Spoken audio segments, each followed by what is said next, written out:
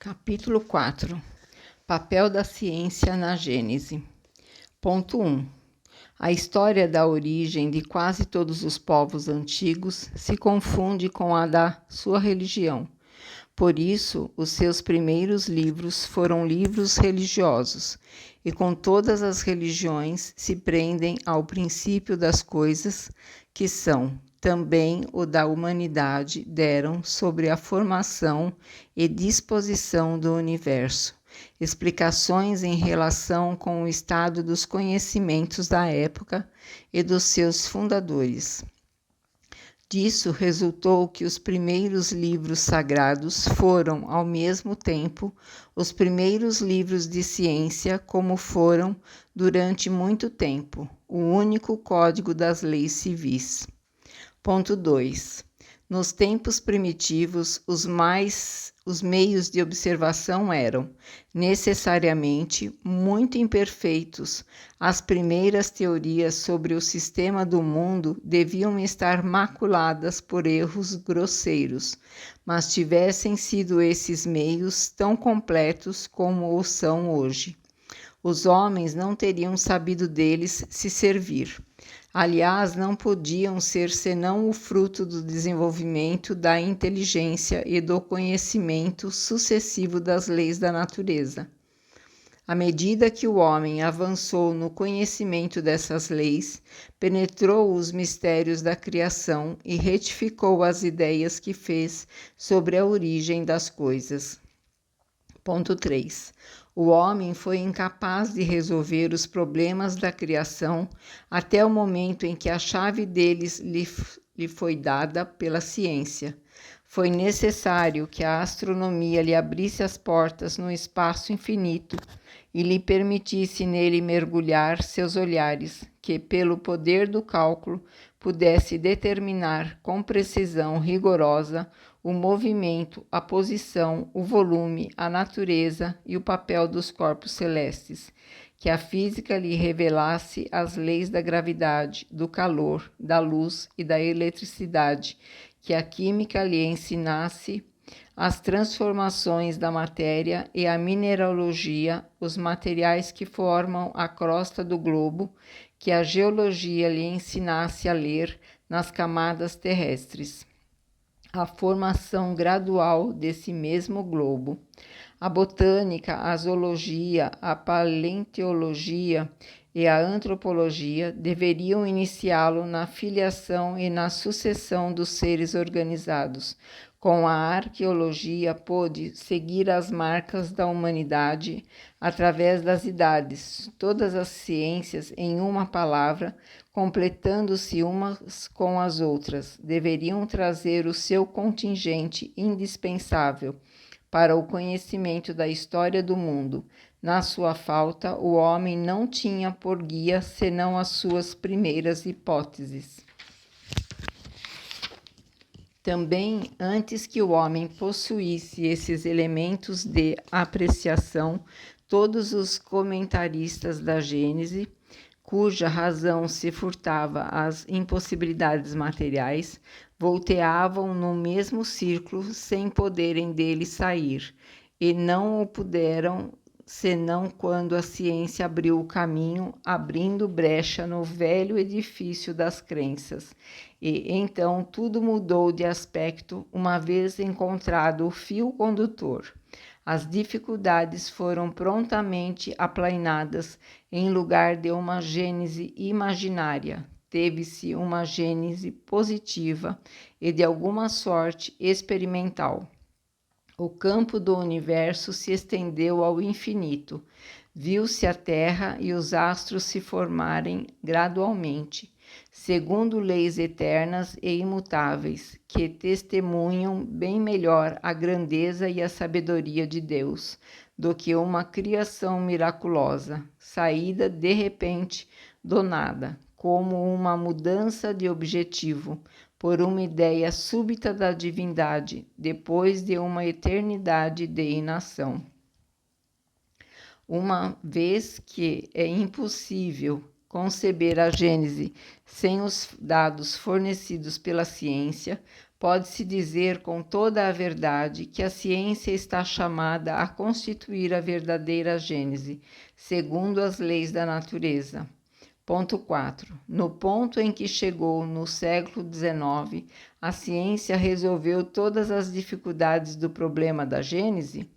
Seguramente não, mas é incontestável que lhe destruiu sem retorno todos os erros capitais e que lhes colocou os mais essenciais fundamentos sobre dados irrecusáveis.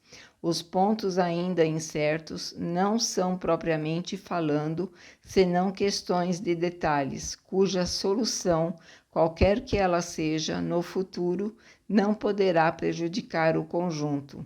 Aliás, malgrado todos os recursos dos quais pôde dispor, faltou-lhe até este dia um elemento importante sem o qual a obra não poderia estar jamais completa.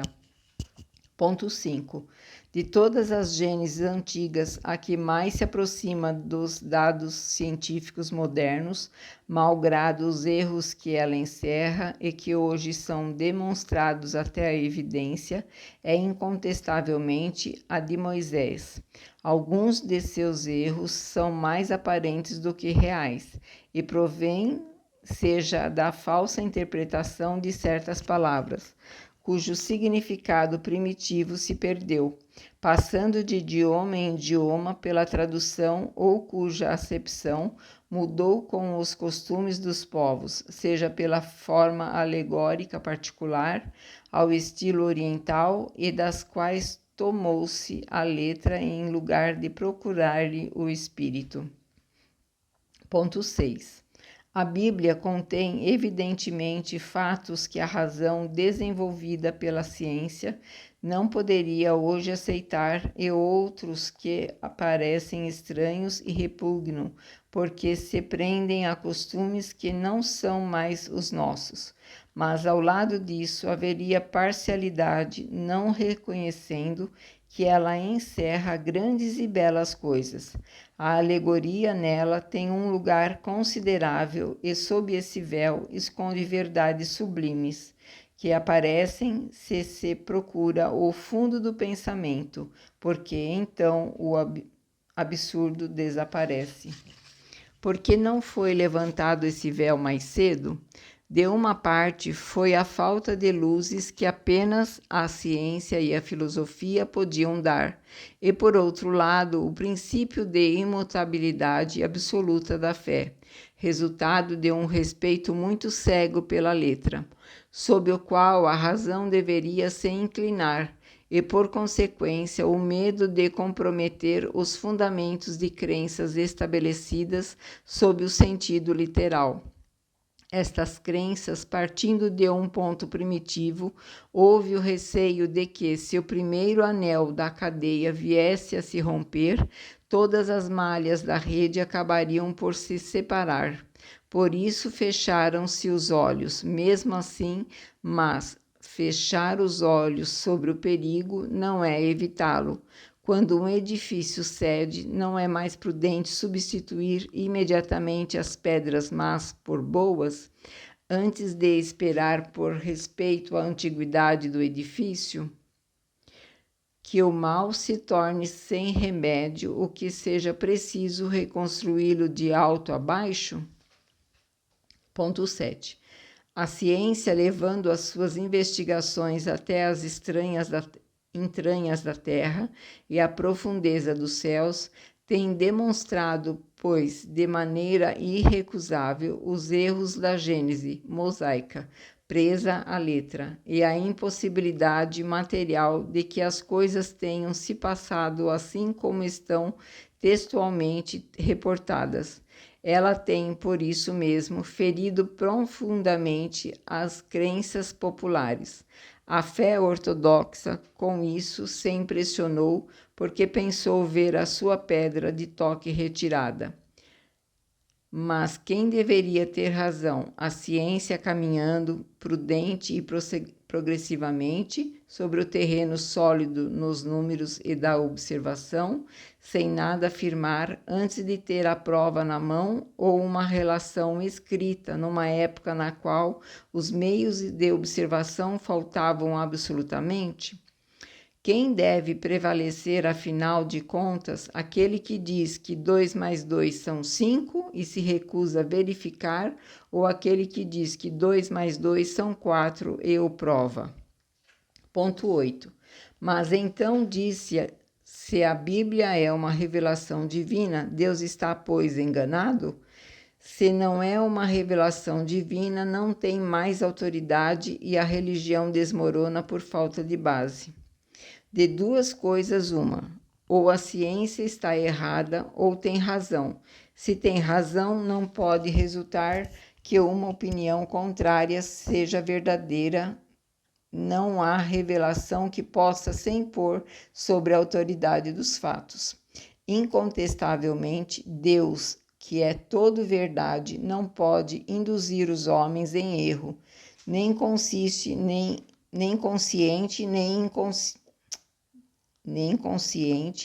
inconscientemente, sem o que não seria Deus.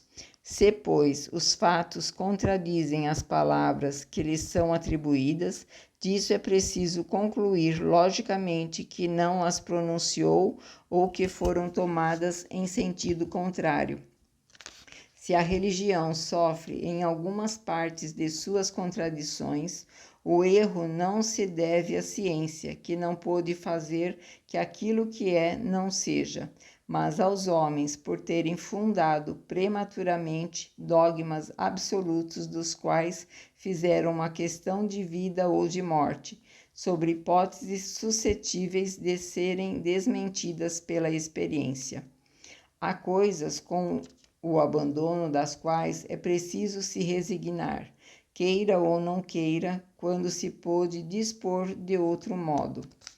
Quando o mundo caminha, não podendo detê-lo à vontade de alguns, o mais sábio está em segui-lo e se acomodar com o novo estado de coisa, antes de se agarrar ao passado que desmorona, com o risco de cair com ele.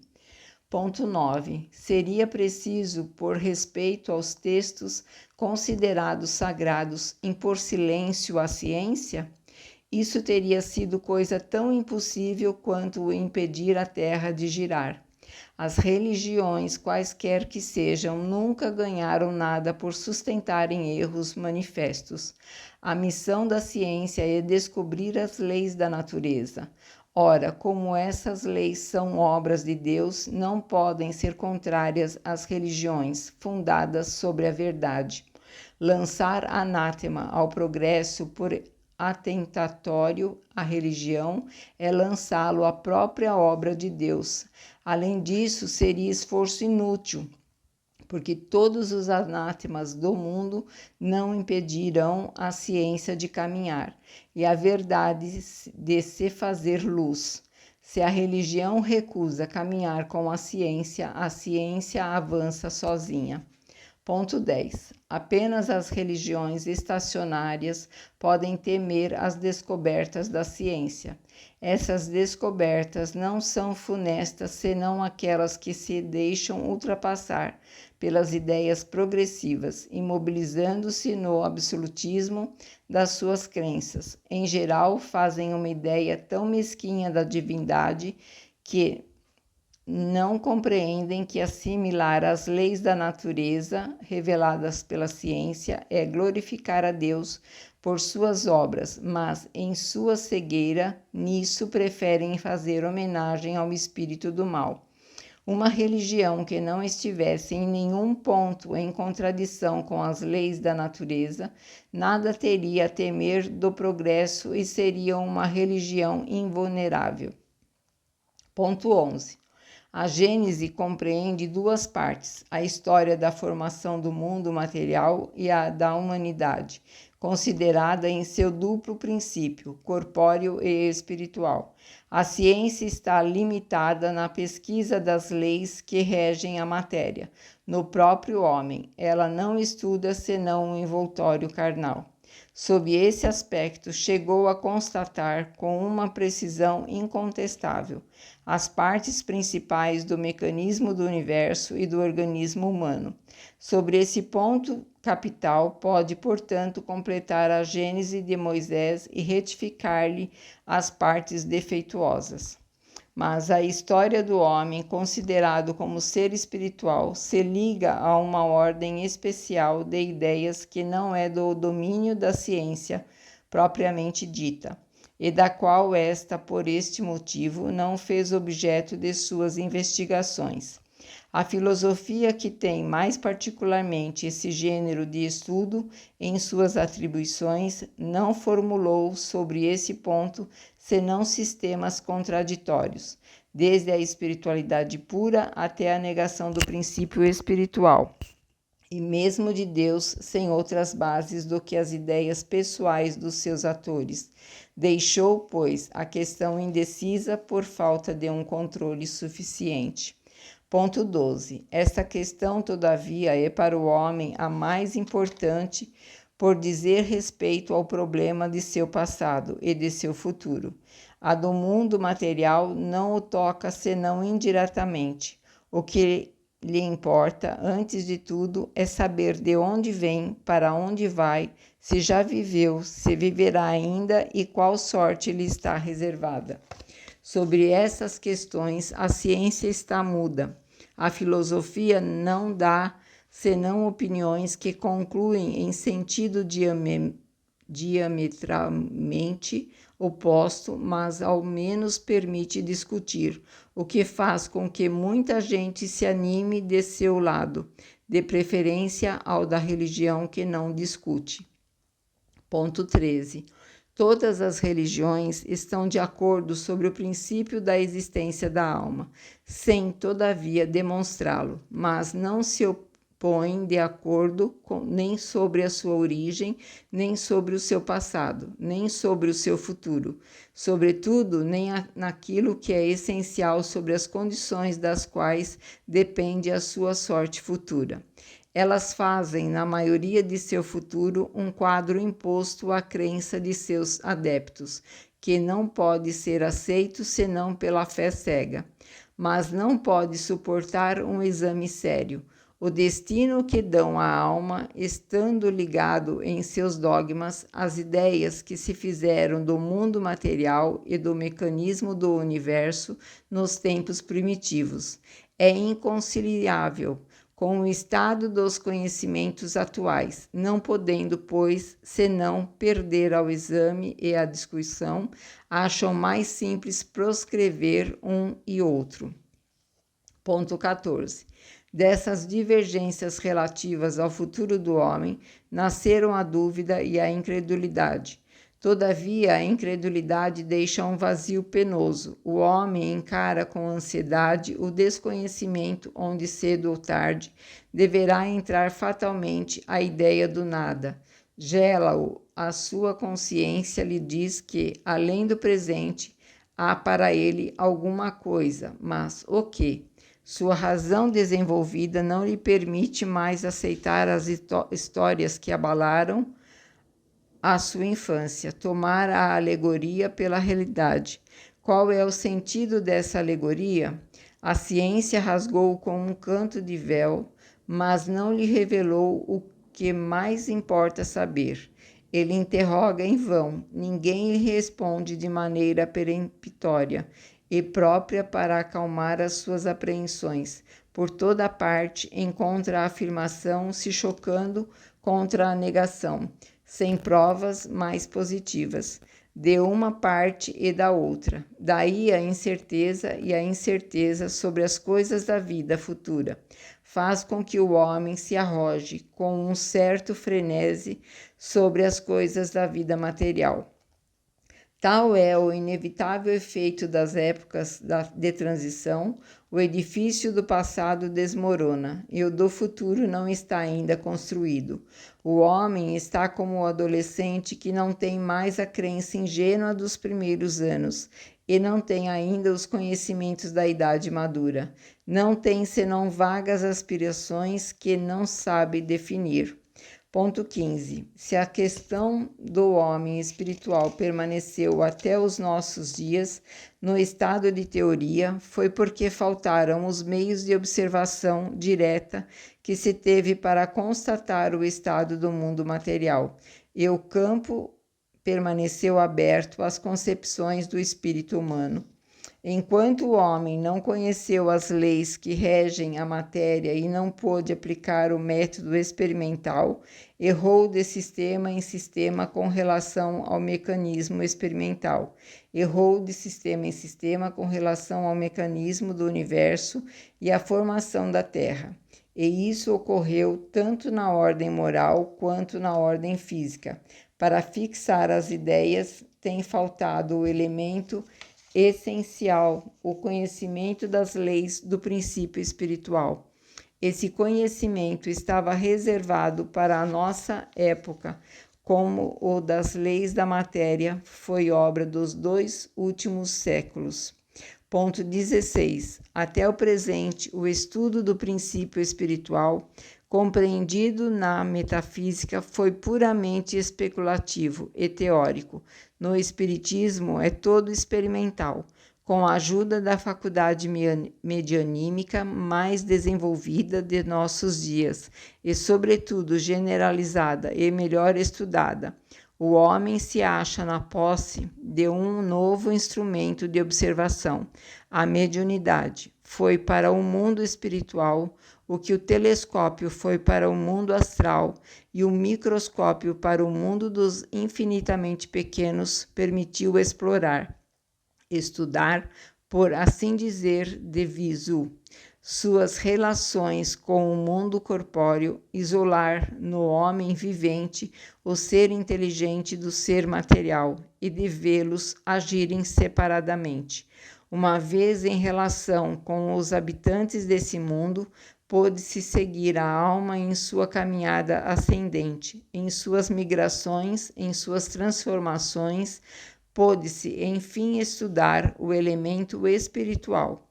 Eis o que faltava aos precedentes comentaristas da Gênese, para compreendê-la e retificar-lhe os erros.